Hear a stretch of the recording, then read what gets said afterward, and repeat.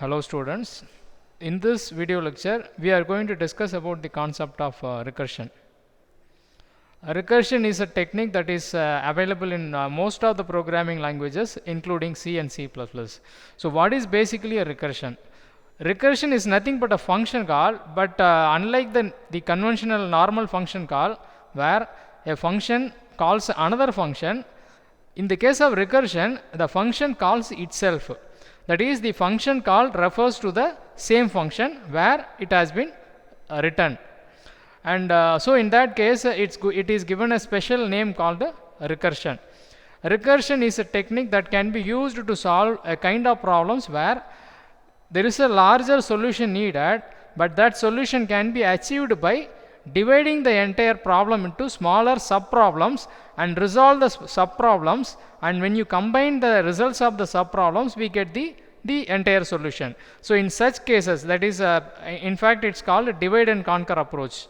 So whenever we have the solution that can be derived with the help of divide and conquer, we can think of recursion as a possibility. And you must be aware that recursion is not the only way to solve any problem. We can solve all the recursive problems through iterations with the help of loops. Then why should we go for recursion? Recursion looks more elegant in terms of readability. When you make the implementation with loops, it may not be easily understandable to the readers, but recursion looks more readable, especially when the problem has a natural tendency for recursion. Like if you take the factorial problem by nature is recursive.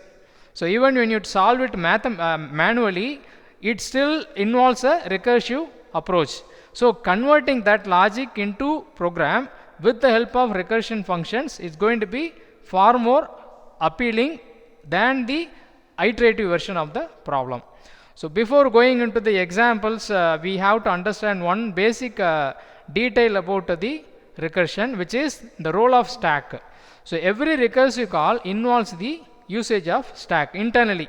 We may not see it on the program in the execution, but internally it uses a stack. I will show an example to clearly understand in what way a stack is used in the case of recursion. But before that, there is also another information regarding recursion, which is the need of base cases and recursive cases.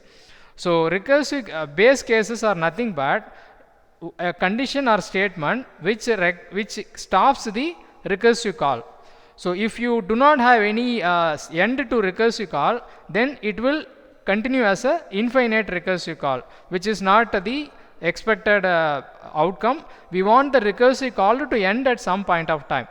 So any logic which we conceive for recursion must have one base case, and recursive cases is the other one, which progresses, which makes the progress from one level to another level, and so we are able to reach the base case. So recursive cases are nothing but progress towards the base case where the recursion stops.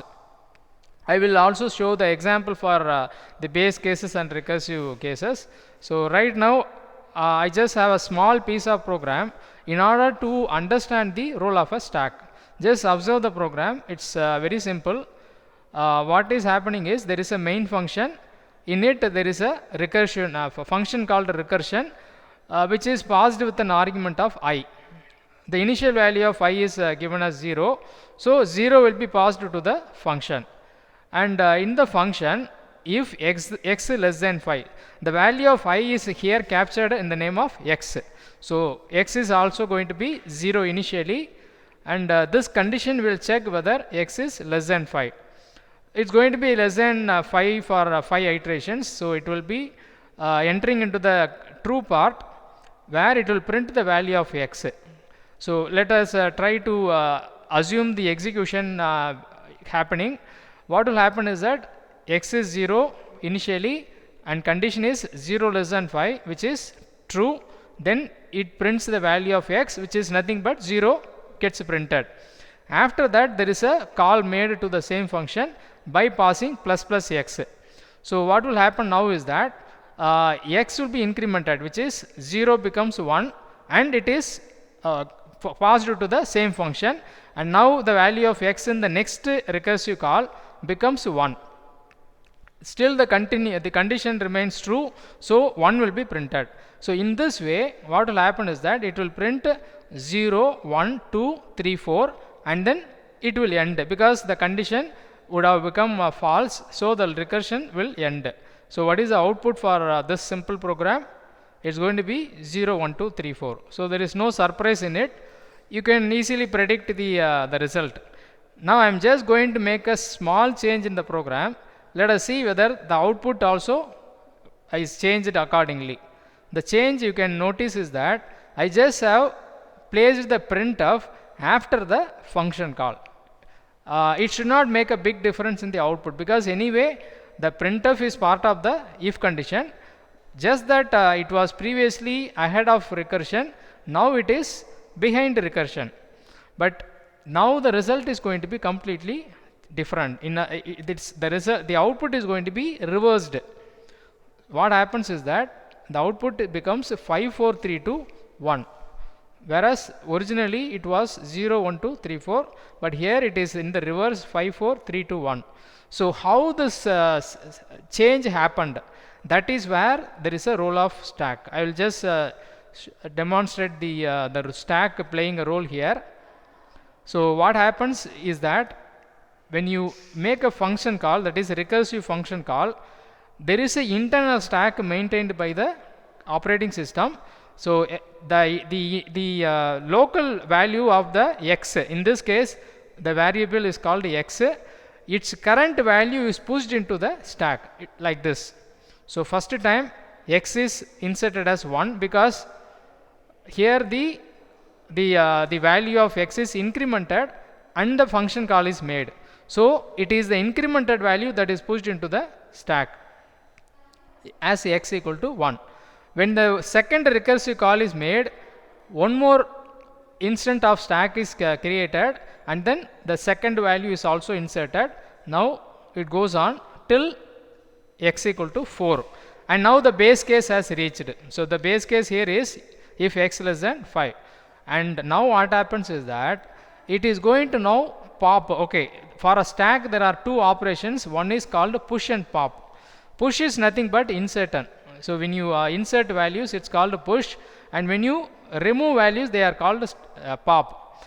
And the characteristic of a stack is that you are going to pop the top element or the most recent element from the stack, and as a result 5 will be popped out of the stack, and then it gets printed on the screen. See, this is the case in the second implementation where printf is following the function call.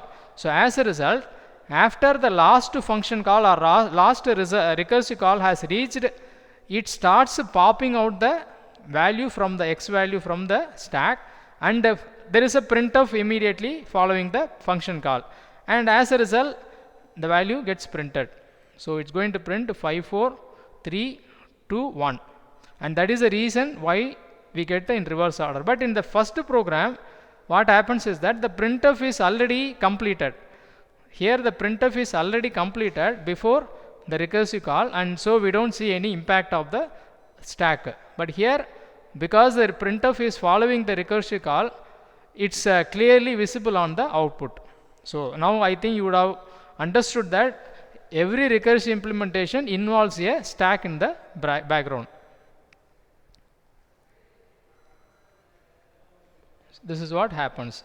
Now we are going to look at a popular example for the implementation of recursion using the factorial problem. So here the logic is well known.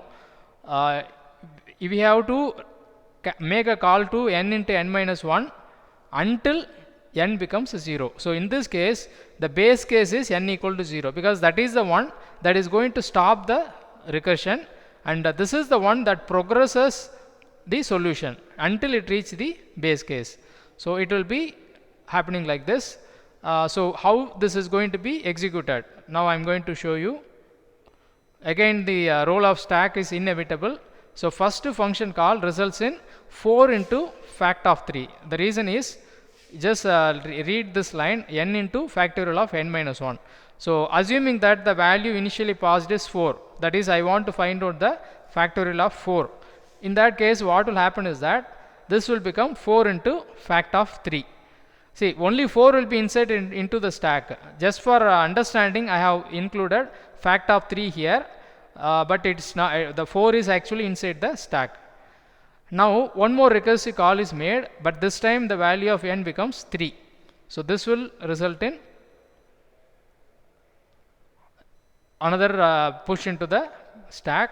This calls this one more thing, and finally it becomes a fact of 0, and fact of 0 will now trigger the base case, so it will stop the recursive call. And as we had already seen in the previous example, now it's going to pop the element and complete the multiplication. Remember, the multiplication is yet to be completed because it is expecting the return value of the recursive call. And can you guess what will be returned out of fact of 0? That's nothing but 1.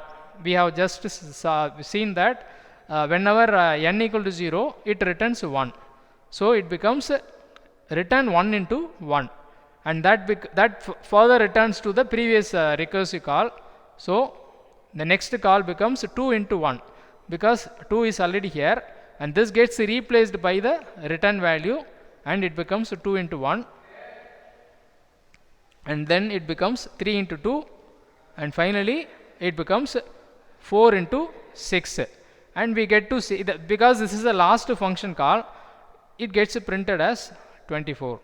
So this is what internally happens while we execute the factorial program.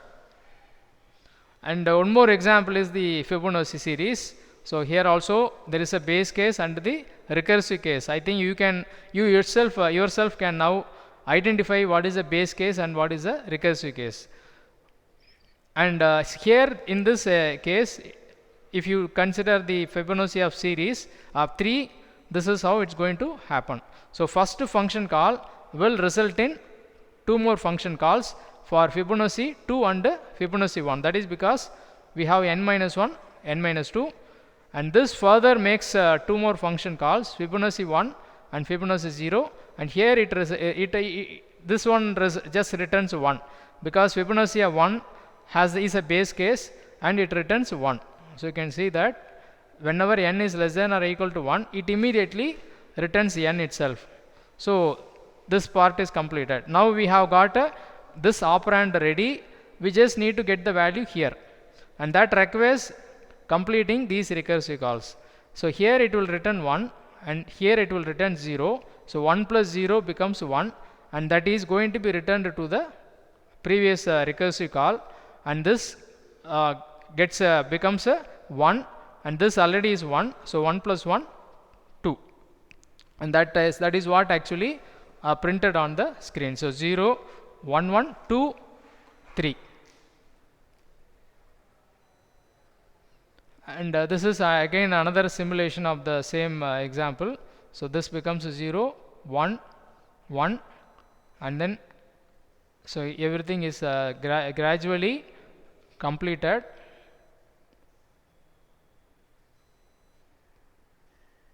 So the final result will be 1, 1, 2, 3, 5. This is for the case of series up to 5. This is what we have to understand about recursion. So point number 1, recursion is a function call itself to itself. Whenever a function calls itself, you can even implement a main to be recursive. You can try it yourself, just make a main to be recursive. But one thing we have to be very careful is that every recursive call must have a base case. Somehow the recursive call must end at some point of time. And recursion should not be used in every problem. We must consider the algorithm for the problem. Only if it resembles recursion by nature, we must apply recursion. And recursion does not have any major advantage comparing to iteration. In fact, it incurs additional overhead because there is a stack usage happening behind the recursion. So in terms of efficiency, iteration is actually the efficient one. It takes less time to complete, but this is only for readability. So when the logic of your program resembles the algorithm which we have, that is commonly known for that particular problem, it's easier to understand. That's all the only advantage of recursion. So we can implement a lot of problems using recursion. Hope you understood the concept. The role of the stack also was discussed in this video lecture. Thank you.